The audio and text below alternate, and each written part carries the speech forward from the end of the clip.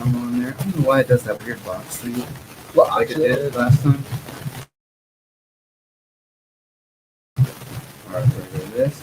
I'm about to turn the mic on. 3, 2.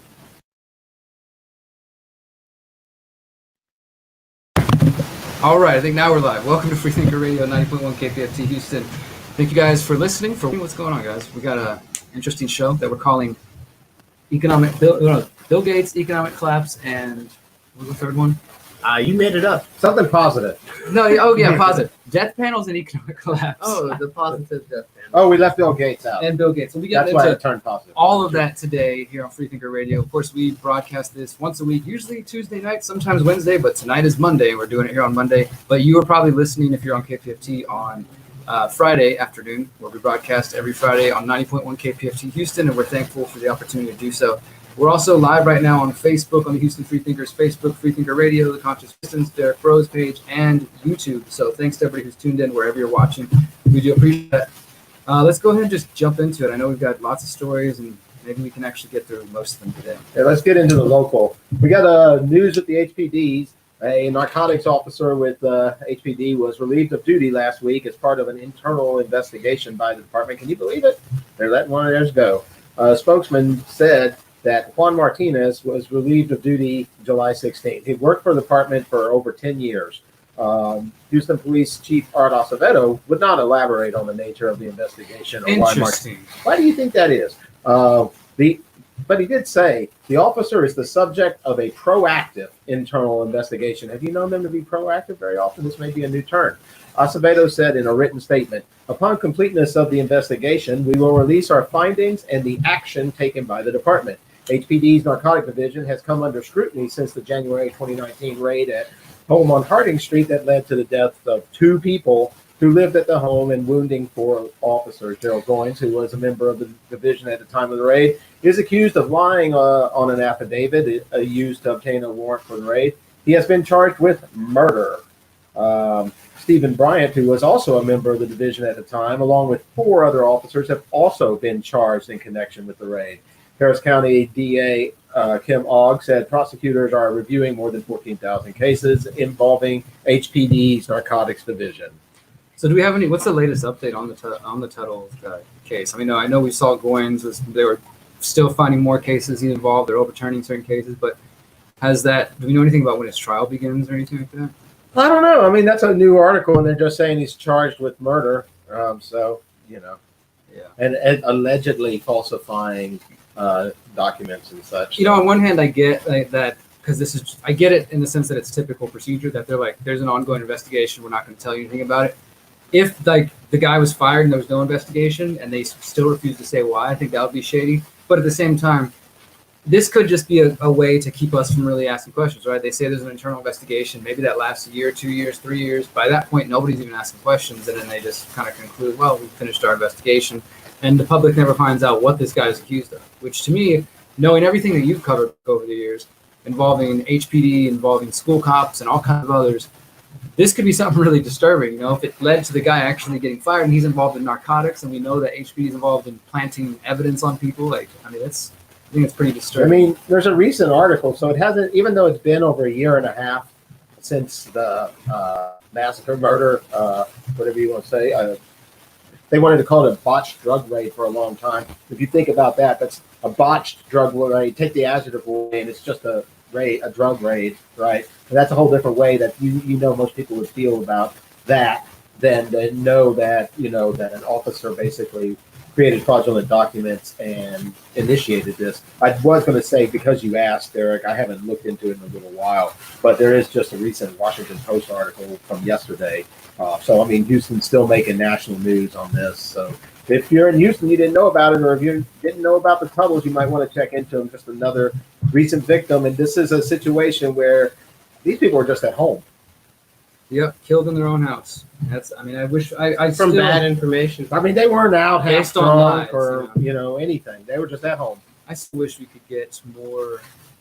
Speaking of violence, people upset about that whole thing, just because it's really sucks to see such a lack of action. It's been a long ongoing battle. Well, I mean, there's so much protest happening in the country right now, right? And I think a lot of these protests are things that, it seems the only thing we are allowed to protest is the police.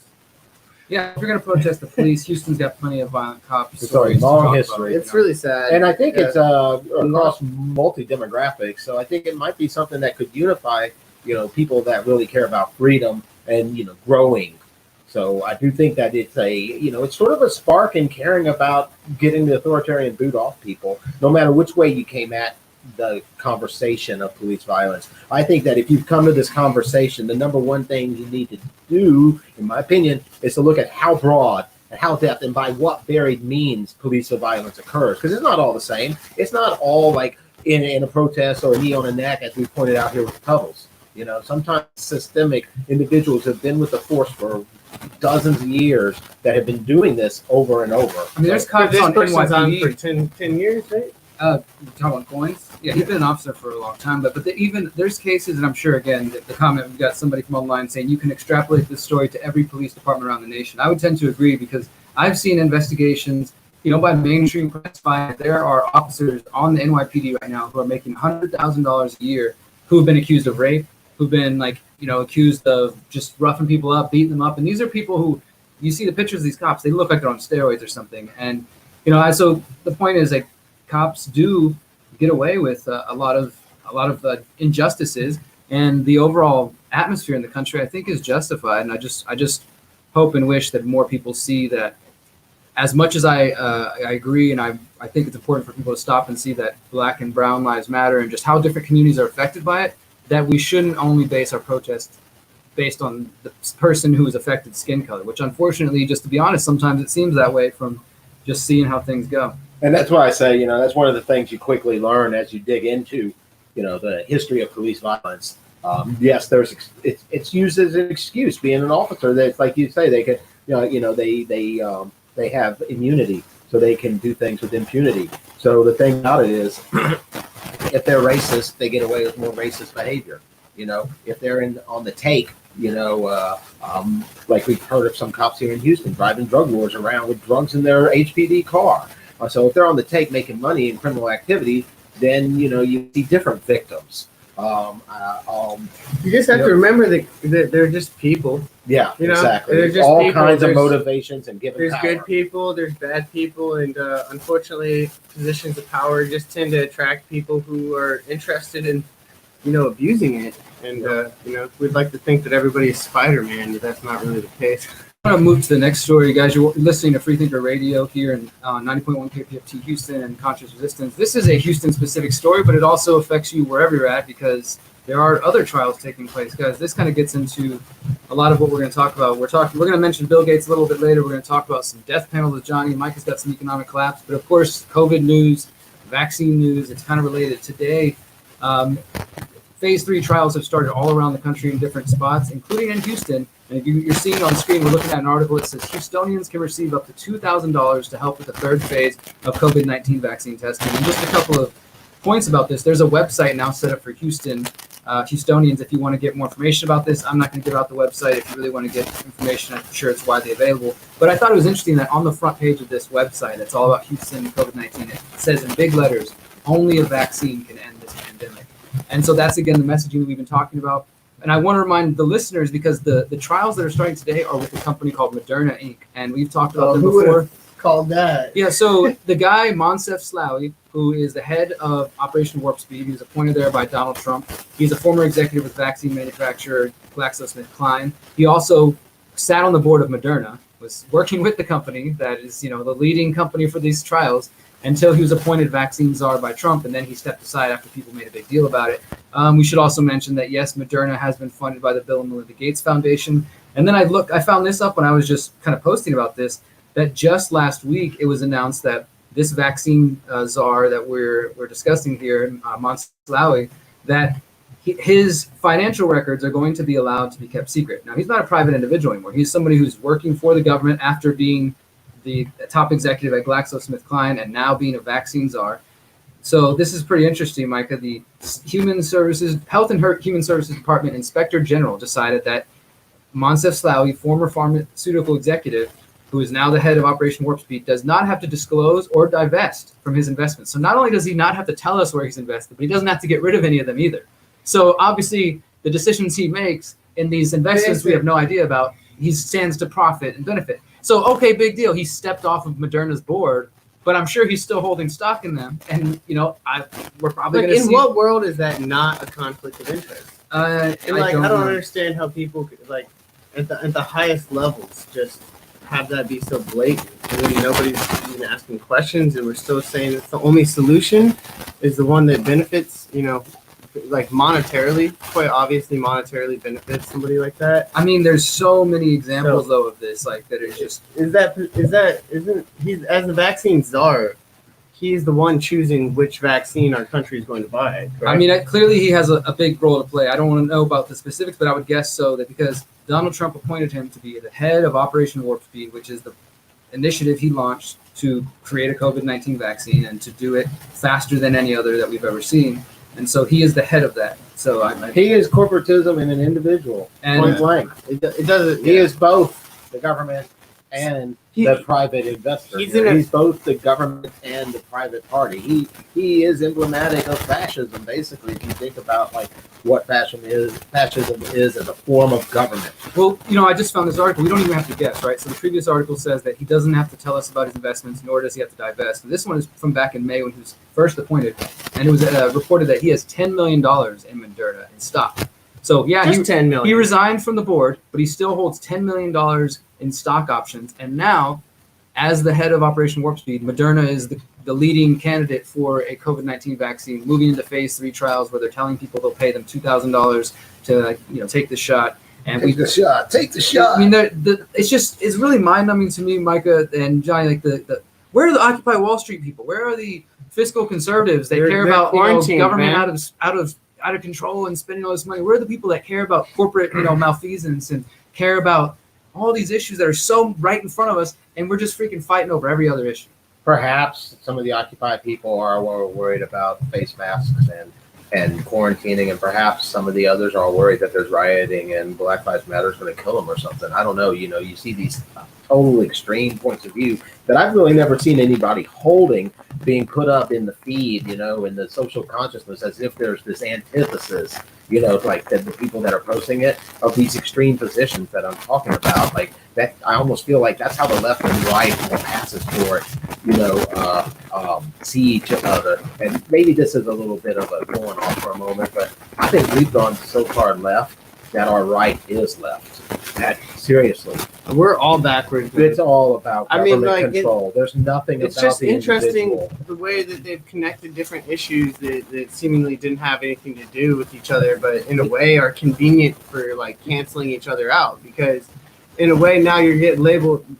Because why aren't people protesting? Well, a lot of people on the left now view protests as this right wing, you're some, I guess gun-toting Second Amendment, we were just saying, they think even libertarians are getting lopped in with protests, but unless you're protesting for the police, they're considering you to be, an anti-masker kind of wackadoo on the right wing. And now the left wing isn't going to be going out on the streets because they're thinking it's their social responsibility, or they don't want to be seen as someone who's willing to risk that, like these quote unquote labeled right wingers. So there's this weird divisive thing. And then vice versa, the right wing doesn't want to, go out with Black Lives Matter. And I don't know. I think that could be playing a huge role into it in a weird way. It's so much division. I mean, that's just what I see, is dividing each other 10 different ways. Yeah. One. It's gotten so much divide worse. the sub-issues, police violence, divide that along racial lines. I mean, divide every issue where you're threatening the authoritarians along any line. So if the authoritarians are threatened by the people because the people are sick of police violence, split the police violence issue. Yeah, I don't know if that's really well, and I agree with that, because think about 10 years ago, we reference Occupy often, but I think it's because it was a big movement in ways, and even at that time there were people it's all communist. They're doing the hand signs and the mic check to hypnotize you through neuro-linguistic programming. I remember all this stuff. That's crazy. With all these people just don't go out there. Occupy is it's socialists trying to take over the country, and we were out there, whatever you want to label us as, the Houston Freethinkers working with Occupy. And I remember these periodic articles would pop up, or even there was a documentary. I interviewed the guy who made a documentary. Unfortunately, it didn't make a dent in anybody's mindsets, but it was saying we have a window for the progressive-minded Occupy Wall Street and the libertarian kind of freedom Tea Party movements to align on police violence, on surveillance, on anti-war. Like they had like 4 or 5 issues that they focused on, and the economics is the major thing that separates the people, but also now race is, for one silly reason, is dividing people in a lot of ways. But yeah, there has been opportunities to bring people together for the last decades and beyond, but we're at a point now where the internet really does play a major role in dividing people, because I think, like you were saying, like people are out there fighting ghosts in a way, like fighting this caricature of what they've been told by Fox News or the right-wing alternative media or the left-wing alternative media that's still preaching to them division. Yeah, they don't get to know the antithesis, to know it, to understand the principle that the antithesis operates on, to try to come to some peace and parlay. Instead, they unfriend them, and they both just stay in this shallow sort of like, I sort of get the article link you shared there, but I'm not going to go all the way through it and get back with you tomorrow or anything, because I'm all about this adrenaline rush right now. Yeah. Well, I got one more Texas one before I'll pass it on to you guys. This one seemed to be controversial today on social media. I posted about it on some pages, and again, just like we were just talking about, instead of being like, "Wow, that's crazy," I mean, we should all really get behind that. That's messed up. It's divided, like has been typical as of late. And I'm talking about the death of what has been described as a libertarian, based on his Facebook post. I would say he's maybe left libertarian in some ways, but libertarian-ish. Austin man named Garrett Foster, who was shot dead this weekend in Austin, Texas, at a Black Lives Matter rally. And again, I think the fact that it's a Black Lives Matter rally makes some people's heads explode even before they see it, so they start making excuses, and I've heard them all day today. But the details are that this Saturday night, there was a protest in downtown Austin, Texas, and Garrett Foster, 28 years old, died after a vehicle, somebody shot at him from a vehicle. He was often at protests in Austin. He was a libertarian military veteran, and witnesses said he was well known among activists. He was open carrying an AK, and there's interviews with him talking about why he was there on Twitter.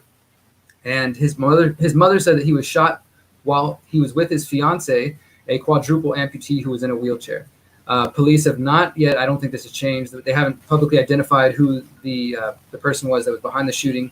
But I think you said, Micah, you heard that he was already released?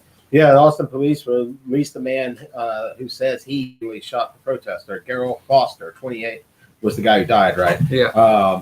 But yeah, they don't mention this in here either. Let me make sure they don't mention the guy's name. So they said that whoever the guy was, that a car sped towards protesters. And I spent again today arguing with people on this on Facebook and looking at the videos on Twitter. And they're out there. If you see a car turning a corner really fast and kind of coming aggressively into a crowd of people, and yeah, then we were talking about this before the show started. At a protest where in Beirut, over the world. In the last 4 years, we've seen people. We saw somebody killed, I can't remember her name, Heather, in Charlottesville when the car drove through there 4 years ago. We saw different examples, even more recently, people just getting run over since the protests have started the past few months and flipping over the cars. Some people injured badly, others just kind of getting knocked over. But either way, the point is people do aggressively try to drive through these crowds. And I had somebody say, well, it's a street, it's for driving cars, they need to not be in the streets. They should get a permit or stay on the sidewalk. Pedestrians have the right of way. I mean, I guess I get the complaint. Somebody's like, well, what if you have an emergency, right? You're on the way to the hospital, whatever. But the point is, with this incident, this guy had to go out the window and say you have an emergency. This guy had to go out of his way, though, to go into the crowd. Now, it's not like he didn't see, there's a mob of people over there. I'm just going to head this direction and just go to the store or whatever. It seemed like he was aggressively coming in there with intent. And yes, the car gets surrounded, including by Garrett Foster, who is open carrying. And the person inside decided to shoot, and he killed him. And so, in a court case on this, the only question I would sort of have is, did Garrett Foster brandish his weapon at this individual? Then it becomes, did he have the right to brandish his weapon at this individual? First, I don't believe he did even brandish his weapon. So then he's just like shot for carrying, which he's shot for exercising his right. But if he brandished it, then you got to ask yourself the question about whether the car coming at him is a justification to feel threatened. Well, and I get that. Like if I was in a car and I'm driving with my family or just me alone, and we've talked. I mean, this happened to me in situations. This is why I started carrying various weapons on me because we need to test. We have a weapon we will be testing. Speaking of violence, but seriously though, because I've been in a situation getting surrounded by a mob of people, not a protest, like people who are just trying to mess you up and not being protected. So I get it. And in that situation, if I did have a weapon, and I saw one of them carrying a weapon, I probably would have felt very aggressed upon. But I don't believe that the video showed him aiming his weapon into the car like he's getting ready to aim or anything like that. He's just a person who appears to be legally open carrying. And yes, the car was surrounded by people after a minute. But we have this guy who I've been arguing with all day. What's up, man? Just still defending the action. And then somebody online says, stay off the roads and stay off the streets. And this is my point, is that I'm sorry, guys, but whatever you're left, right, libertarian, progressive, Black Lives Matter supporter or not, we're at a point where there are freaking pedophiles at top positions of government being covered up by, this is all now documented mainstream stuff that are connected to intelligence agencies. We've got cops getting away with murder. We've got, police state growing daily. I'm sorry if we got to get to the streets sometimes and interrupt people's daily lives. Like, there's some crazy stuff happening, and I think we're past the point of like doing things in a nice way. Now, that doesn't mean I think we should be going to random people's houses or breaking things down or destroying small businesses. Can we just agree that, like, in a situation like that, I don't think you should at least exchange a few words before you go shooting somebody from freaking backseat of your car if there's a mob of people around. Come on, like, people are becoming some of the things they complain about, it seems. Who wants to defend that? I want to thank KPFT 90.1 Houston for the opportunity to get this message out, especially what Derrick and all of us are just now talking about. I also would like to just take one moment, because I'm actually making a post about this right now. I know we're live on Facebook, YouTube, elsewhere, getting the word out about what we're talking about, as well as about KPFT. What other platforms are we on, Derrick? Right now, so we're on Facebook, we're on YouTube, and then the other one that I'm really proud of us being on, because it's a smaller platform that's built by some friends. It's called float.app. That's FLOTE.app. And we're live on there at float.app/conscious resistance. And it's a cool platform that is similar to Facebook and YouTube and all that. You can it's kind of like a personal Patreon as well. You can tip people through the platform instead of, a separate platform. So yeah, we're live in a few places, and we're definitely thankful to everybody at KPFT that allows us to do this. I'm showing on screen now. It does say Austin police released man who says he fatally shot protester. I don't believe the name has been released at all, and further discussion. Let me see. Hold on. Yeah, Chief Brian Manley says, we are heartbroken over the loss. It's actively being investigated and ongoing in conjunction with the Travis County DA's office. The chief said that after the vehicle turned into a crowd of protesters and was honking its horn, witnesses observed Foster holding an AK-47 assault rifle and approached the driver's side window as some protesters pounded the vehicle. After the gunfire, another person with a gun opened fire on the vehicle as it sped away. So this guy shot, Garrett Foster was carrying a gun, and then somebody else with a concealed carry license shot after the vehicle. And so it just turned into a really bad situation. And this is my whole point, is why does this have to be a freaking argument of discussion when a guy is dead, when they're out there trying to protest? You don't have to agree with the protest. You don't have to agree with their message to be like, that sucks. That's not cool. Like that. I don't understand why everything has to become politicized and has to be just, really diminished, unfortunately. But I'm done, Johnny. I know we're going to bring it into the comforting topic of death panels. Oh, thanks for that segue, Derrick. I don't know if you have the article. I got it. But yeah, here we go. Sorry. Why do these articles always refresh? Mine just refreshed on the mainstream website. Yeah, this is coming from The Guardian, right? You gotta love it. Yeah, okay. Here we go. Okay. So it says here, this Texas hospital was forced to set up a death panel as COVID-19 cases surge. So yes, you heard that right. There are going to be people, potentially, I'll say potentially, they set up the panel. It doesn't mean they're necessarily using it.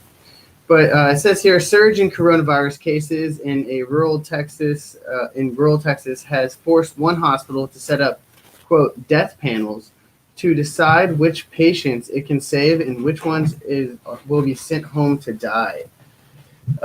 Doctors at Starr County Memorial Hospital, the only hospital in Starr County, have been issued with a critical care guidelines to decide which COVID-19 patients it will treat and which ones will be sent home because they are likely to die. The committee is being formed to alleviate the hospital's limited medical resources so doctors can focus on patients with a higher chance of survival.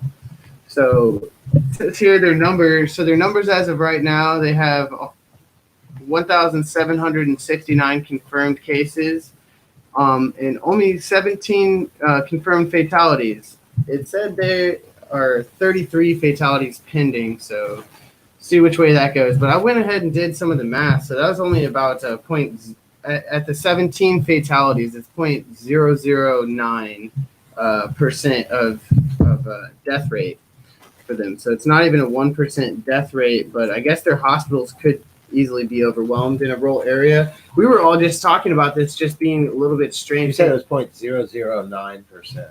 Yeah, it's not even 1%. Yeah, it's not even 1%. No, it's almost 1%. Yeah, basically. So it's almost 1%. Which is kind of hard to imagine a hospital having that small a capacity, where they have to get in a position where they're making decisions like that. It is hard to imagine, but we live in a big city, and this is rural. They're kind of a border city, but it's weird for us because we understand this. We understand like the way COVID. I guess you'd have to be on a ventilator, but like the question is like, how are we not able to get these people to another hospital in Texas? Like maybe a 5-hour drive. Maybe I mean, there's a lot of blank areas in West Texas, but I don't know. It's just kind of weird they would have the death panel. They also said it was set up in Arizona. So Stark County is not the first place to be forced to draw up guidelines for which COVID-19 patients it will treat. Critical care standards were first enacted in the U.S. in Arizona on 3rd of July in response to requests from health service providers around the state. In early July, Arizona became a global coronavirus hotspot through the rates of positive cases, though the rates of positive cases have decreased since then.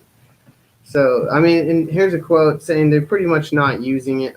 They're not like actually making these decisions yet. So it says the standards have been activated by the state, but I don't think hospitals are using them right now, said Will Humble, executive director of the Arizona Public Health Association.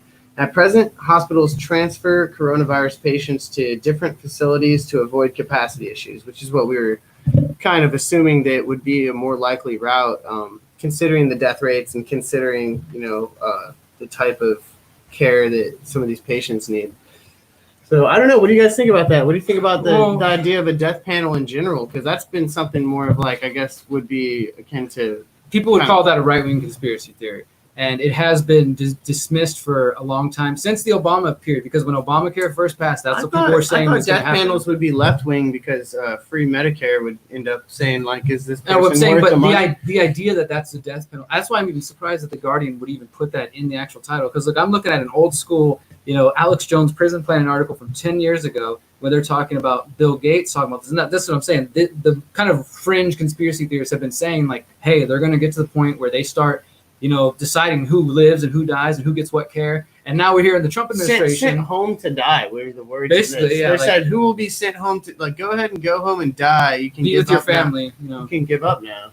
So, and just as a reminder, our favorite friend, our favorite computer nerd who is not a doctor, Bill Gates, 10 years ago at the Aspen Ideas Festival in Aspen, Colorado, talking about this again during the Obama administration, said that there was, quote, a lack of willingness to consider the question between spending $1 million on the last 3 months of life for that patient or laying off 10 teachers. Quote, but that's called the death panel, and you're not supposed to have that discussion. That's what clicked in my brain. I heard that interview with Bill Gates. Yeah, so that's what I'm saying is that like this idea has been circulating, quote unquote, conspiracy theories for a decade now at least, and it's been dismissed as a conspiracy theory. It's not actually going to happen. And now that we're facing a great pandemic where we have to start rationing healthcare, people are talking about it openly, which is kind of crazy, especially for the mainstream like that.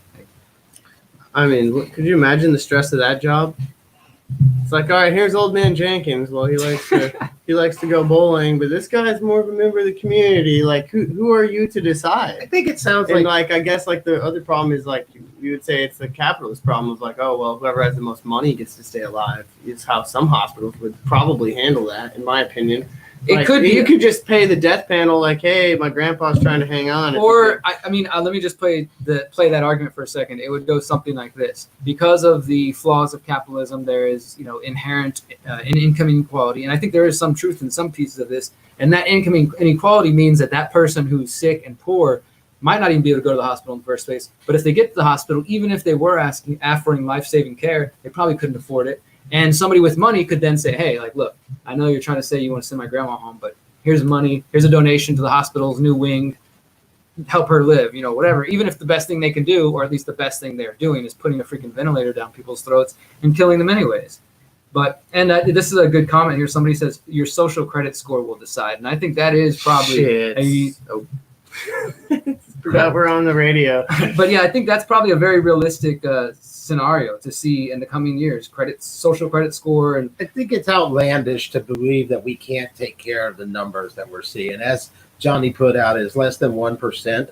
And I don't know if that was of the total population or If you the people include infected. if you include the pending ones, it's almost 2. Okay, 2%. I just think it's ridiculous. Didn't we put together these $1 million hospitals in multiple cities and tear them down? Don't we have National Guard and Army mobile hospitals? I mean, if we can talk about this as a war, like they're using all this war rhetoric around COVID, the battle, the surge, all these military type terms, then we can come together. I mean, if we can bomb all these countries, we can come together to get some. Maybe we can build some hospitals. And just as a reminder, guys, here in Harris County, where Houston's based, as of today, the count says, and this is according to the Texas Department's Health Services, that we have 65,000 cases in the Houston area and 644 deaths. So Johnny will do the math on that. But again, that's a very low number for what we're hearing. And just want to put that into context when people are saying, that we need more lockdowns. I saw Houston Public Media published an article from the Texas Tribune saying that, yeah, masks are doing a good job, but experts tell the governor we still need a lockdown because this is the only way we can prevent it. We're about halfway through the show, so I'm going to jump into a song, guys, and we're going to come back and talk public schools. We're going to talk gold. We're going to talk people losing their jobs, getting into the economic collapse. So Johnny shows that is 0.0129% of Harris County. That sounds about what I've seen. Deaths out of confirmed cases. And is that for the total? And that's not even the total population. No, that's gone down. I mean, yeah, and if we have to consider asymptomatic cases as well, so it is lower. It's definitely a low number. We're going to go ahead and play some Metanoia, play a song, and maybe get some more music in, and we'll be back in just a moment. This is Freethinker Radio, 90.1 KPFT Houston. We're going to check out this music and be right back to continue talking news that you won't hear elsewhere. And if you want to support us and make sure we can continue to do this, please consider supporting KPFT Houston at kpft.org. We'll be right back.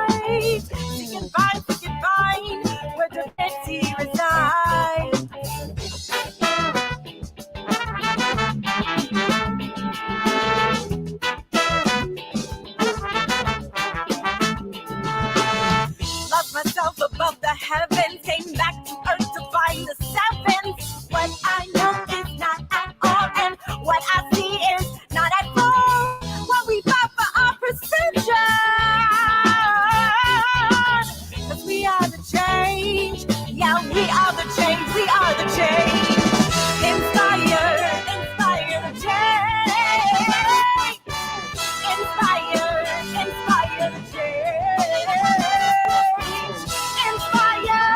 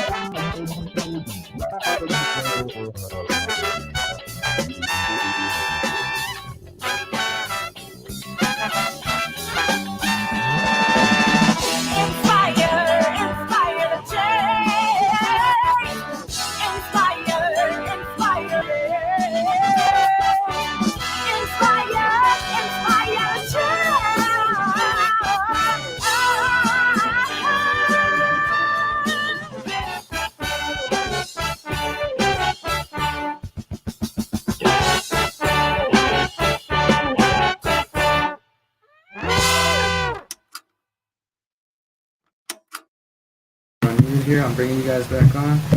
John, Micah, Derrick, everybody on the screen. Stop screen share.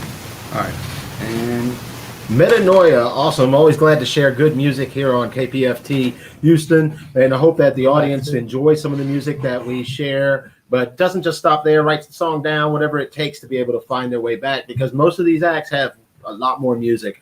And if we had a 2-hour show, we'd be covering so much more music, but we got so much news and so much important stuff that it's, we're trying to seek a balance here. So keep sending us the music. We love to get into it. Thanks for all the comments about songs, etc. And what are we going to get into now? We've got all kinds of stories. I mean, we were talking a little bit about public schools, and we've been hearing. Oh yeah, there we go. I want to make sure I post about that. That'll take some attention. We're gonna do a quick thing, Micah. Not to cut you off. I know. No, it's important. I want to make sure I post about this. We're talking about like protecting ourselves and how people respond with guns and this and that. And I'm a felon. Some of you guys know that I cannot own a weapon legally, a gun. So I have pepper sprays, I got tasers, I got bats because I like to protect myself. And as I said earlier, I've been in a situation where I was literally surrounded by a car full of people surrounding our car, angry and not let's move, and I thought about this, like if I had this thing, even without using it, just having to do that, it could probably. I think we should keep it. Like we should trade them for a little while. It should diffuse situations. Let's do it. So what we're gonna do today is we're going to test this out. We're gonna bring Johnny on camera now, and we're gonna see how well this thing works. I just got this the other day. It's just a small. Let's talk about it a minute, because let me just a lot of people talk about audience. not being dependent on the government, but they want to call 911 when threatened. Here's an opportunity to not be stuck on the man. I'm holding a small stun gun. Oh, it's got a flashlight. Well, that's the other thing. So the flashlight is part of the. It's supposed to be like blind the person. It's that's pretty the first bright, thing, right? yeah. So you blind them. I'll put that on the screen right there. And then if that doesn't work, you move up to the top notch and you got your little stun gun, right? And this is how many volts is that? Enough to stop a cow. I don't know. Like it's enough. It's supposed it's not about the volts. It's supposed to disable somebody. So we're gonna give Johnny just a little jab in the arm with this. Make sure we can see this on camera, Johnny. Let's get all the good cameras on it. Yeah, let's just turn all the cameras to Johnny for a second. Start. And so we're gonna make sure that this thing works. So all right, you ready? Wait. Shit! I do one more. There was. Should I hold it? That's down not for a FCC second, compliant language. I'm gonna do it first, and then like one don't Mississippi. Cuss. You cussed last time. 1, Don't cuss. 2. You guys ready for this? You ready, Johnny?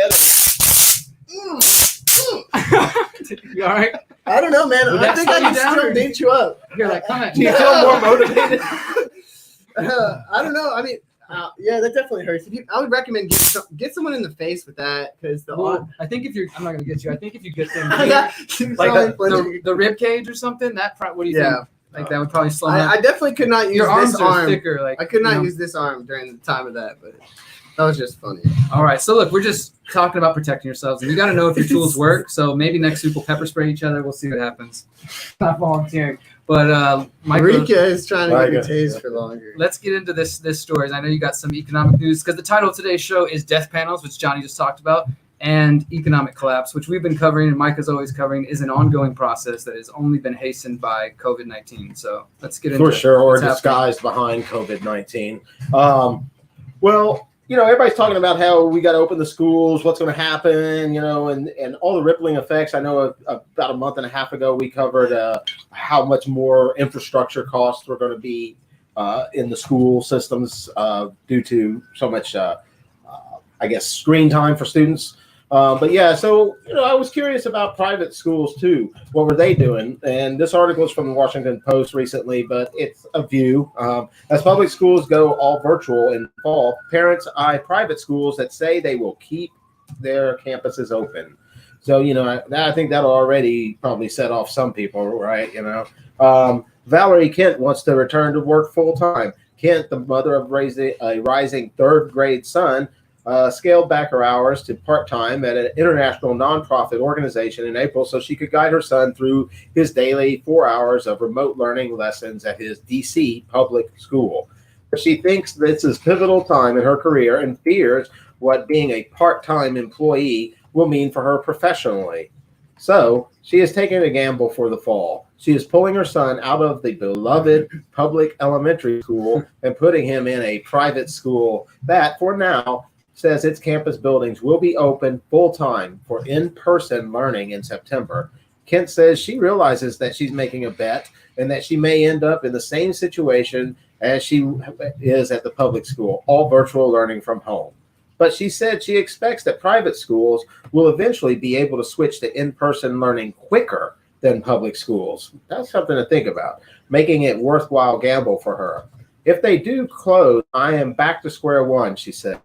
It again means I will not be able to go back to work. While most of the region's public school districts say their campus will remain closed for the start of the fall semester, many private schools, which can charge more than $45,000 a year in tuition and fees, are still planning to bring students into classrooms for at least part of the week.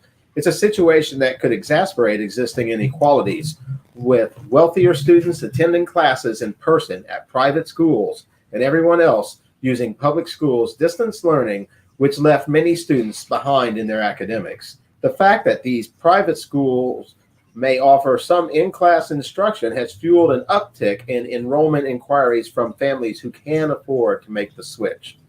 I think this is interesting, though, because I saw in Texas they just passed a kind of thing that said that all schools have to be virtual or online learning, whatever, till I think September 8th.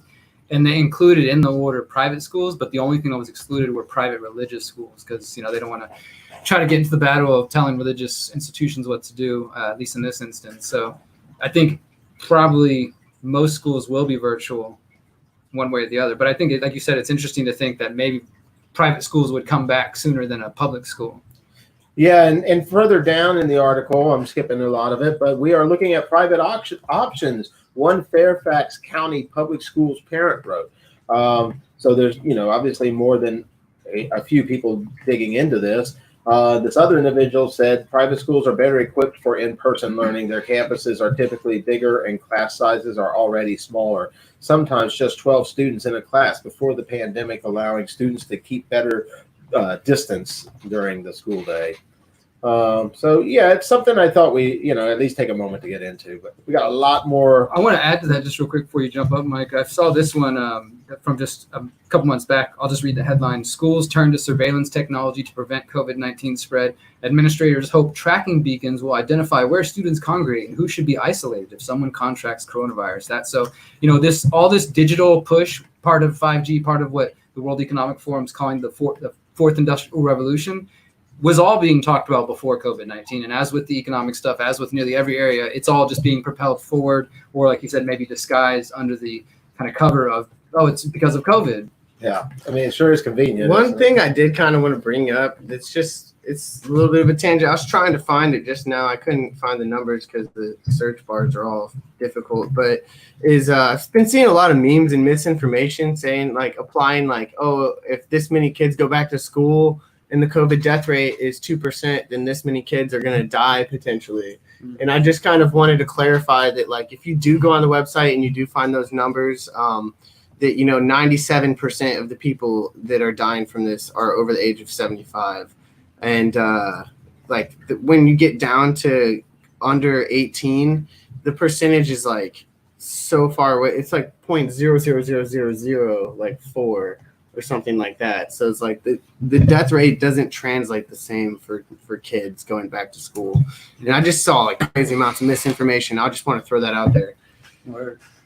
Yeah, you have to read these articles carefully, and it's always like advertising, right? There's the message behind the message, and then what's hidden in there. And we talked about that with some of the way that some of the mainstream was framing Sweden and their response to the pandemic and their death rate in comparison with nations around them that went on the lockdown. And when you go do the math, I did just recently send you another article, but I wanted to know your guys' take on Tesla and the whole overthrow in Bolivia. This is I didn't see anything about that. Tell me. Well, let me get into this. This is just sort of an overview of it from the Mint Press News. Holy crap, that's a weird story. Yeah, it was on, and I wondered how true it was. I already had concerns. Tesla's this guy. He's a technocrat still. He's all creative, and so he's got that sort of charm. But at the same time, he's taking funds. His company hasn't made money. Their stocks, being propped up, et cetera, et cetera. Wow. Lithium, huh? Yeah. So I started seeing this going through the feed, and I started digging deeper into it, and it turns out this is from Mint Press News, and multi-billionaire Tesla Motors CEO Elon Musk once again proved that he does not know how to keep silent after being challenged on Twitter about his alleged involvement in the overthrow of the democratically elected government of Evo Morales in Bolivia last November. Musk responded, "We will coup whoever we want. Deal with it." Now, whether this is true or not, that remains to be seen. But because Twitter's a crazy world, right? Although he later deleted his statement, he doubled down his stance, tweeting, "Congratulations to the people of Bolivia on Morales' ouster." The pushback to Musk's apparent confession that he was intimately involved in the violent overthrow of a foreign government and its replacement with a far-right dictatorship was swift. Quote, "I've been silently fuming about this ever since he tweeted it. It just chokes me up with so much rage. I can't think of anything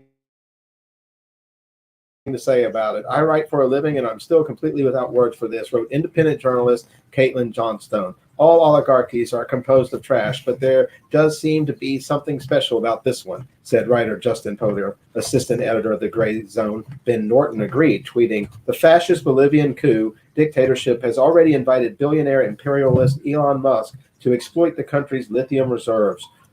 When this capitalist oligarch brags, we will coup whoever we want, take the fascist criminal at his word." Well, I want to also point to another Mint Press News article. I just like to say the election just 3 times now in Bolivia. Like since this coup that they claimed was another Democratic governor, that they got rid of Morales. It was a people uprising and blah blah. There's CIA footprints on it. I mean, it's the same story. I just want to throw that in there. Yeah, it's serious stuff. South America, rolling people over, ventilating people, getting things done. It's kind of crazy. And, it's just these terms and the changing of terms because, he's a fascist and they call him a capitalist. And that's where we can be blurred in this weird thing where everything's so left and the merger of governments pervaded every aspect of life pretty much. So this guy is totally getting money from the government, which if you don't get money from that is uncapitalistic to take the money from the government rather than produce from your own means. So, I'm totally willing to admit he's a fascist, but, even here, this word's thrown out that, he's somehow a capitalist. The terms are just so mixed up. Yeah, and I think that's part of the problem. And these different terms have, obviously connotations and denotations, and a lot of the connotations in people's lives have come to mean different things. So it's sort of babble stuff where a lot of sides don't even see each other. I'm showing on screen right now for our listeners who are watching a video actually from, it looks like some indigenous Bolivians. It's in that Mint Press article, Micah, and it's coming from Caswachan News. And they're showing these ladies talking about how the United States has been enriched, talking about the lithium being taken from their area. So, I mean, whether there's truth to Elon Musk's involvement, I guess we'll have to wait to see the details. But there's definitely clearly resources being exploited that just so happened with this democratically. He was going to open a plant in Brazil, use cheap Bolivian lithium. It hit a snag when the defiant president refused to give him a sweetheart deal. Morales' successor, the military-backed Janine Áñez, immediately began privatizing the country's key resources, and there is widespread speculation that such a deal is imminent after Áñez's running mate in the now suspended 2020 elections asked Musk to build a factory inside the country. Wait, the elections are suspended? This is the third time that the far-right Añez administration has postponed the elections due to concerns over the coronavirus. That's one of the things we talked about here on Freethinker Radio in America right away. Yep. Was suspension of elections. They were occurring in various areas. It's being used as an excuse to stop things down. And if it keeps growing, and to take I control. won't be surprised if, I mean, people would go crazy, but I won't be surprised if the elections are canceled in the United States. I've got those all on screen. I got your other. Well, I think the agenda. I think the Elections agenda canceled. continues. How about that? I think the agenda continues whether we have elections or not. It's Exactly.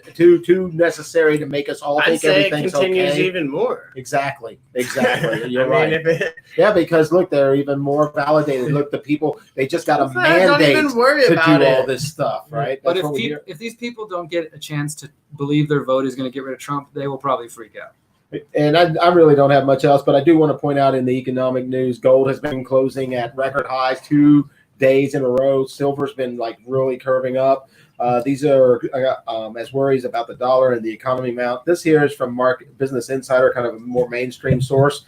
Gold's price closed at highest level for the second consecutive day on Monday amid U.S.-China tensions and a sliding dollar. They keep printing it. It keeps sliding.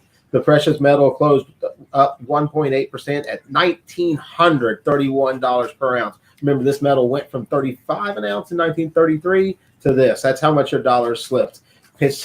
So some analysts said they see gold hitting $2,000 per ounce in just a few weeks. The next big target is $2,000. I don't know. You know, there's so many things to think about. You got to get your money into something safe, and this is just one of many harbors Something that other than the dollar. provide what seems to be a retention of buying power. The price rally Monday again, like we said, was second highest. Precious metal was up 2% at its peak. I don't really care about getting all into the details, but I do think most of our audience will know what the signs. Well, let's talk about that in the context of your next one, Micah, because we've got record high silver and gold. The dollar sliding. They're, like you said, they're kind of throwing it in there without giving people the real realization of what that means on a normal everyday basis. And then we've got people. They said 33 to 40 million out of work, right? And then now people 28 million losing, potentially getting evicted. Yes, we have that to get into. I actually don't even have an article on that, but I think where you're going with it is very important because, I think it was just last episode we revealed where Mnuchin had said in March, if we don't pass this stimulus, we'll have 33 million unemployed. We pass the stimulus and we have 44 million unemployed. 33, 44. But I think, and now we're around to talk about it again. There's nothing going on. Meanwhile, the Fed is buying bonds, corporate junk bonds. If you don't think about that, I don't know what to tell you. You've got a private bank printing up the money, the value, right? Buying crappy bonds from ruined zombie companies to keep them afloat, to pretend like the stock market is the economy, to say everything's okay. That's why I say everything's going to continue no matter what happens in the election. Because to this country, to this government, all they want is for everyone to think everything's okay while you put your mask on and when you snitch your neighbors and you take paper money that's being watered down. So that money's dirty, right? That's why we need to be digital. Anyways. Well, the science really isn't even there. I checked into that. It's not. No, I'm with you. I'm just being facetious. Yeah, I know. But that's where it's at. It's all a narrative, and how much of it is engineered and how much of it just pops up, it really is irrelevant because the end result is the people losing power. The people losing power, whether you're talking about it monetarily or like in just their freedom of expression or ability to move about. I've got two more I want to cover. We're getting down here to the last few minutes here on Freethinker Radio. We're thankful to KPFT to continue broadcasting us. And, of course, thankful to everybody who is watching live on Facebook, YouTube, and Float. We've been covering the economic collapse, the death panels, and we are going to get into Bill Gates tasing Johnny in just a moment. We did tase Johnny, but I would be really remiss if we don't mention the latest Julian Assange update, which is really important, and we are going to make sure we are part of the media that doesn't let this story die, which the mainstream media, corporate media would like for it to die. And this is just from 7 hours ago. Assange's lawyers accused U.S. of using case for political purposes as WikiLeaks founder is seen for the first time in 3 months. And he was only seen via video link, which was the first time in 3 months where his lawyers argued that a new U.S. indictment against the WikiLeaks founder is being used for political purposes. The journalist lawyer Edward Fitzgerald warned Westminster Magistrates Court in London on Monday that U.S. Attorney General William Barr may be using the case for, quote, political reasons, and that a new indictment against Assange has the, quote, potential consequence of derailing proceedings. He went on to say, Well, just so everybody remembers, Julian Assange is fighting extradition to the U.S., where he faces charges of violating the Espionage Act and conspiring to commit computer intrusion, which has never been proven, for allegedly trying to help whistleblower Chelsea Manning. The U.S. Justice Department issued a superseding indictment against him in June, which said it broadens the scope of the conspiracy and also accuses him of recruiting anonymous hackers, which has never been discussed or proven before. So maybe they have new evidence, or maybe they're full of it. The attorney Fitzgerald said the indictment has, quote, been sprung on Assange's defense team and could result in the hearing being postponed until after the U.S. presidential election. So maybe just another attempt to delay things and keep it from becoming a discussion item in the election. Judge Vanessa Barrister said that because the superseding indictment that hasn't been served to the court, no directions can be made. She said today that today is the deadline for any further evidence from the prosecution before the extradition hearing, apart from psychiatric reports. After a long delay, Assange appeared via video link and was reported to look tired. He has been imprisoned in Belmarsh for over a year. His partner, Stella Morris, tweeted that she hasn't seen him in 17 weeks and that he has not been given a mask in prison. She said that the prison guards don't wear them either. This is from WikiLeaks editor-in-chief Kristen Cromfson. What the U.S. is doing is truly unprecedented, and the indictment, she said, is introduced halfway into the extradition proceedings. All the alleged events have been known to the prosecution for years. What's really happening here is that despite its decade-long head start, the prosecution are still unable to build a coherent and credible case. So what about speedy trial? And they have that right. Wasn't supposed to be. I thought he shouldn't have even been extradited. Well, this is the hearing to decide that. You know, the whole thing was like, they grabbed him under these false pretense of him being accused of rape in Sweden or Switzerland. Then as soon as they get him, they're like, oh, we dropped those charges, never mind. But then the UK had them in their custody, and they've been holding them for over a year while the US tries to figure out how they can get him in their hands, so they can try to put him away from prison or try to put him to death. Because under the what is it called, the Espionage Act, you can be executed. You know, you're basically a traitor to the country, even though he's not an American citizen and never has stepped in U.S. You can't be a traitor. Like, oh, he could be a hostile, whatever, you know, though, in their view, in their words. I mean, like after an NDAA, it doesn't even really matter. It's terrorist, you know? Yeah.